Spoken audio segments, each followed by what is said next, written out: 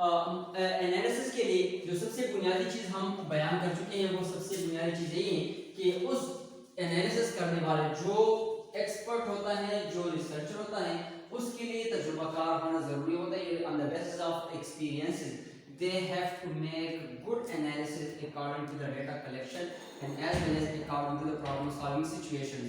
یعنی اسی کے مطابق وہ تجزیہ بہتر طریقے سے کرے گا. پھر اس کے لیے جو انکوائری کے جو مراحل ہوتے ہیں یعنی کون کون سے ایسے مراحل ہیں یعنی جو انکوائری کے جو مراحل ہوتے ہیں اس کا ذکر کرتے ہیں.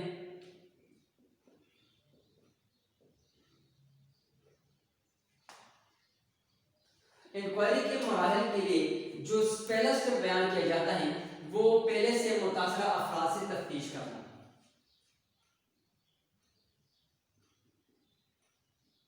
پہلے سے متاثرہ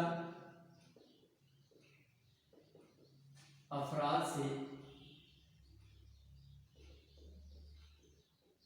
تفتیش کرنا.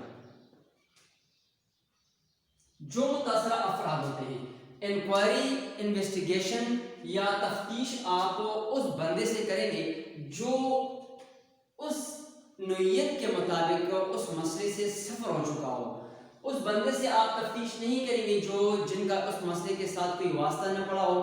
تو اسی کی بنیاد پر ہو بھی سکتا ہے کہ جس نئے بندے سے آپ تفتیش کر رہے ہیں اور ان کو اس کے مسئلے کے بارے میں کوئی پتہ نہ ہو آپ کو غلط معلومات فراہم کر دیں یا جو اس کے پاس جو جمع شدہ معلومات ہوتی ہیں وہ آپ کو غلط انفارمیشن آپ کو دے سکیں ان کو اس کے بارے میں اس کی علمیت کم ہو. تو سب سے پہلے مرحلے میں متاثرہ افراد سے تفتیش کرنے سے مراد یہ لی جاتی ہے کہ اس بندوں سے یا اس لوگوں سے افراد سے آپ نے تفتیش کرنی ہوتی ہیں انکوائری کرنی ہوتی ہیں جو اس ماحول کے مطابق یعنی اپنے ارد گرد ماحول میں جو مسئلے سے یعنی جس مسئلے سے وہ متاثر ہو چکا ہوں تو اسی سے آپ نے تفتیش کرنی ہوتی ہیں. پھر اس کے بعد جو دوسرا میتھڈ اس کے لیے بیان کیا جاتا ہے موقع یا جگہ کا مشاہدہ کرنا. دوسرا پوائنٹ اس کے لیے ہے کہ موقع محل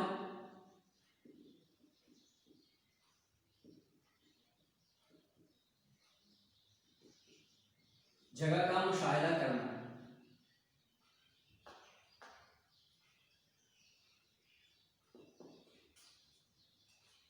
جو آپ کیا کہتے ہیں آپ نے موقع محل بھی دیکھنا ہوتا ہے جو آپ نے سچویشن انالیسس کرنی ہوتی ہے. اس کے لیے آپ نے کیا کہتے ہیں on the basis of your situation حالات کو دیکھ کر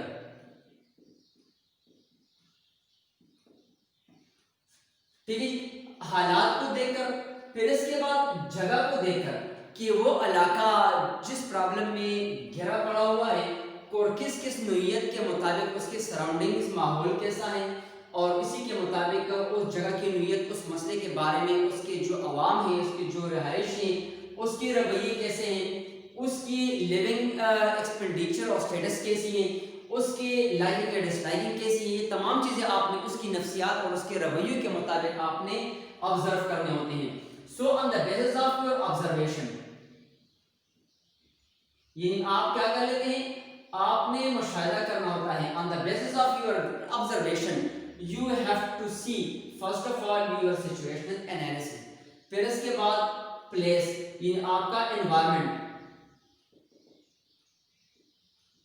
ماحول جو ہوتا ہے ٹھیک ہے ماحول کو آپ نے دیکھنا ہوتا ہے. یہ جگہ سے مراد ماحول لیا جاتا ہے کہ آپ نے اس جگہ کی نوعیت کے مطابق ان لوگوں کے ساتھ آپ نے اس مسئلے کے بارے میں آپ نے حل کے لیے معلومات و تفتیش فراہم کرنی ہوتی ہیں. پھر اس کے بعد شواہد اکٹھے کرنا اور دستاویزات کی جانچ پڑتال کرنا یعنی پھر اس کے بعد آپ نے کیا کرنا ہوتا ہے آپ نے شواہد اکٹھے کرنے ہوتے ہیں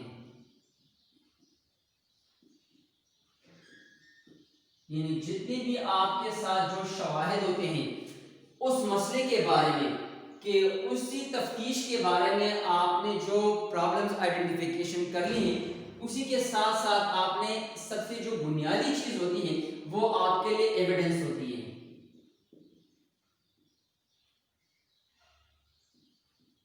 ایویڈنس جو آپ کے ساتھ شواہد ہوتے ہیں وہ آپ کیا کر لیتے ہیں؟ کلیکٹ کر لیتے ہیں. لوگوں سے آپ مکمل قسم کے معلومات حاصل کر لیتے ہیں, شواہد اکٹھے کر لیتے ہیں, اور پھر اس کو ایک دستاویزی شکل دے کر یعنی ڈاکومنٹڈ فارم میں آپ اس کو لے کے آتے ہیں, اور پھر اسی کے مطابق آپ کیا کر لیتے ہیں؟ مختلف قسم کے انکوائری میتھڈز کا سہارا لیتے ہیں.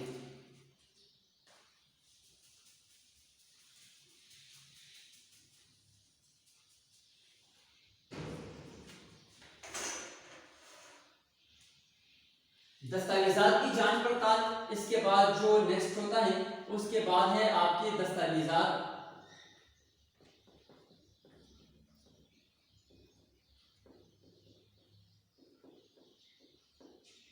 جانچ پڑتال کرنا کہ آپ نے کیا کرنا ہوتا ہے کہ آپ نے سب سے پہلے تمام جو معلومات آپ نے اکٹھی کی, پرابلمز بھی آ گیا, پرابلمز کے جو آئیڈینٹیفیکیشن شناخت پہ ہونے لگی, پھر مختلف سٹیجز سے آپ نے گزر کر اس مسئلے کی طرف اس سٹیج تک آ گئے کہ آپ نے شواہد بھی اکٹھے کر لی تھرو یور سچویشنل انالیسس کے تھرو پر.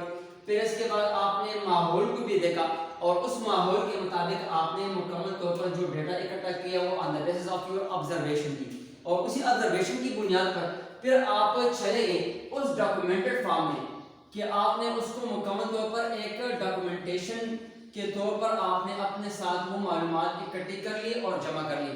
اسی کو بنیاد بنا کر پھر آپ اس ڈاکومنٹیشن کی پھر انالیسس کر لیتے ہیں. ٹھیک ہے, یہ ڈاکومنٹیشن کی آپ نے انالیسس کر لی. So on the basis of that analysis you have to make synopsis. ٹھیک ہے جی, آپ کیا کر لیتے ہیں؟ مفروضہ قائم کر لیتے ہیں.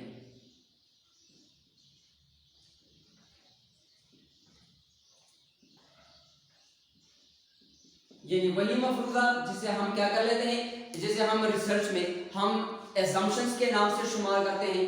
پھر اس کے بعد ہم اس کو بعض کوالیٹیٹیو کوانٹیٹیو یا مکس ریسرچ میں ہم کوسچنیئرز کے تھرو پر ہم کوسچنز جو ریسرچ کوسچنز ہمارے ہوتے ہیں اس کو ہم اس میں شامل کر لیتے ہیں.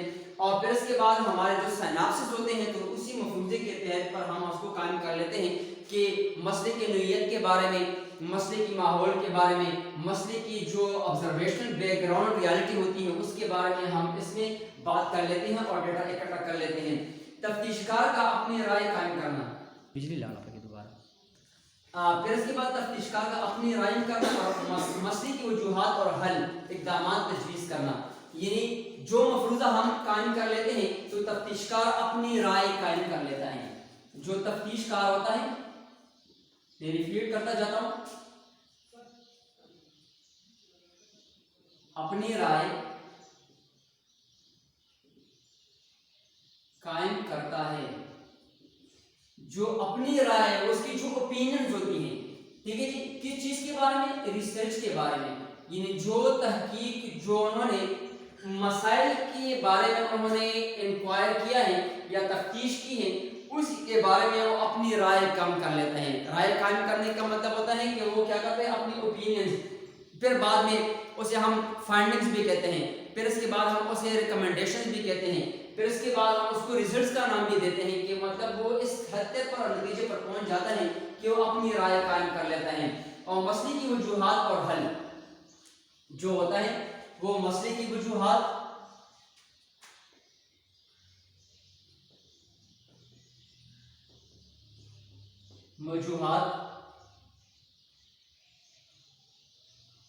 مسئلے کا حل, اور پھر اس کے بعد مسئلے کے حل کے ساتھ ساتھ اقدامات وہ تجویز کر لیتا ہے.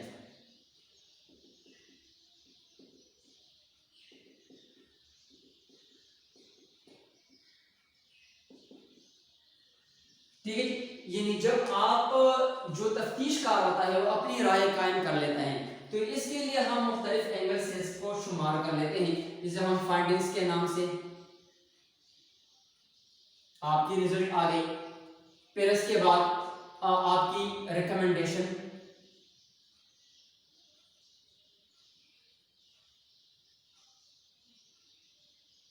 آپ کی ریکمنڈیشن آ گئی. ٹھیک ہے جی, so on the basis of that recommendation اور فائنڈنگ ریزلٹس کا نام بھی ہم اس کو دے سکتے ہیں. ٹھیک ہے جی.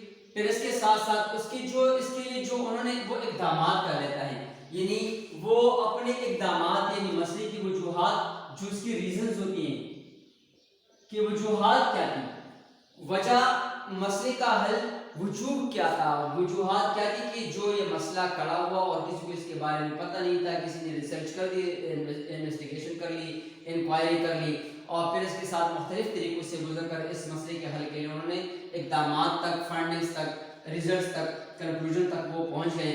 تو پھر اس کے ساتھ ساتھ وہ مسئلے کا حل کا وجوہات بھی آ گئی. پھر اس مسئلے کے حل کے لیے انہوں نے کیا کیا، یہ مختلف چیزیں انہوں نے شمار کر دی، یعنی اسی کے تھرو پر آپ کو پھر اپنی رائے دیتے ہیں، اپنا سجیشنز دیتے ہیں، اور پھر اس کے لیے مختلف اقدامات کے لیے جو حل بھی آپ نے بتا دی، اپنے اقدامات جو آپ کیا کرتے ہیں تجویز کر لیتے ہیں، جو آپ کے مکمل طور پر آپ اپنی تجاویز دیتے ہیں، depend upon your experience, depend upon your research.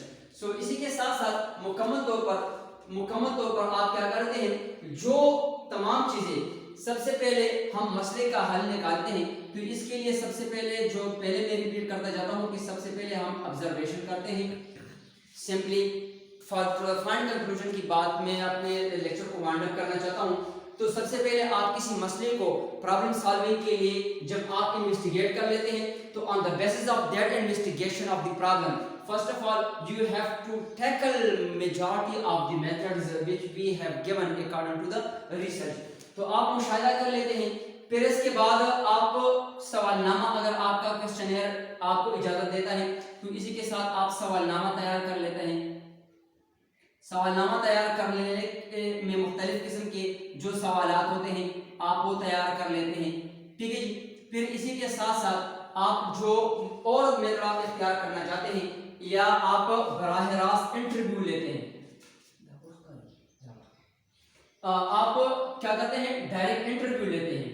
یہ اس کے طریقے میں آپ کو بتا رہا ہوں کہ آپ نے مسئلے کے حل کے لیے آپ ڈائریکٹ آبزرویشن یعنی کوالیٹیٹیو ریسرچ، کوانٹیٹیو ریسرچ، یا majority of the researchers adopted both qualitative and quantitative which means mixed research method اپنا لیتے ہیں، اڈاپٹ کر لیتے ہیں اور اسی کے مطابق وہ اپنے مسئلے کو حل کرنے کے لیے کوشش کر لیتے ہیں. تو انٹرویو کے لیے جو طریقہ ہوتا ہے وہ سب سے پہلے براہ راست ہوتا ہے، یعنی آمنے سامنے بندہ جو ہوتا ہے بیٹھتا ہوتا ہے اور اسی کے مطابق آپ اس سے سوالات ڈائریکٹ کر لیتے ہیں. پھر اس کے ساتھ یہ شیڈول کے مطابق ہوگا، یعنی شیڈول آپ نے اس سے ٹائم لیا ہوتا ہے، آپ نے مکمل طور پر ٹائم فیکٹرز کے مطابق آپ اس سے انٹرویو لیتے ہیں. مطلب دونوں کا آمنے سامنے ہونا اور بیٹھنا ضروری ہوتا ہے کہ وہ آمنے سامنے ہو، اور پھر اس کے ساتھ سوال پوچھنے والا اور جواب دینے والا حاضر ہو، یعنی آمنے سامنے ہو. کیسا نہ ہو کہ آپ انٹرویو میں آپ براہ راست یا مطلب آپ کے کسی ویڈیو کالز پر بھی یا کسی آپ آڈیو کالز پر بھی آپ جو انٹرویو کرتے ہیں، لیکن یہ ریسرچ کی جو ہم مکس میتھڈ ریسرچ میں ہم اس کو اپلائی کر لیتے ہیں. تو جب کسی مسئلے کو انٹلیکچوئل سکلز کے مطابق ہم اس کو ٹیکل کر لیتے ہیں اور آئیڈینٹیفائی کرنے کی کوشش کرتے ہیں، تو اس کے لیے آمنے سامنے ریسرچ میں جو تھرڈ جو آپشن ہے انٹرویو کا، اس میں ریسرچر اور جو ریسرچر ہوتے ہیں، جو ریسرچ ہوتے ہیں، اس کا آمنے سامنے کا ہونا ضروری ہوتا ہے. تو وائنڈ اپ کر لیتے ہیں اپنے لیکچر کو انشاءاللہ. یہ آج کا ہمارا جو ٹاپک تھا انٹلیکچوئل سکلز کے بارے میں مختلف تفتیش کے مراحل ہم پڑھ چکے ہیں، اس کے میتھڈز پڑھ چکے ہیں اور کن کن طریقے سے مسائل کے حل کی نشاندہی ہم کریں گے. نیکسٹ ٹاپک کی طرف ہم انشاءاللہ جائیں گے اور نیکسٹ کلاس میں ملاقات ہوگی. تب تک کے لیے اجازت انشاءاللہ. See you next time in the next class. Thank you so much.